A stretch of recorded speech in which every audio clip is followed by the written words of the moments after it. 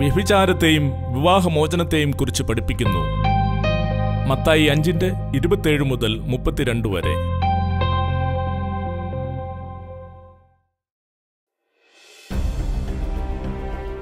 വ്യഭിചാരം ചെയ്യരുത് എന്നരുളി ചെയ്തത് നിങ്ങൾ കേട്ടിട്ടുണ്ടല്ലോ.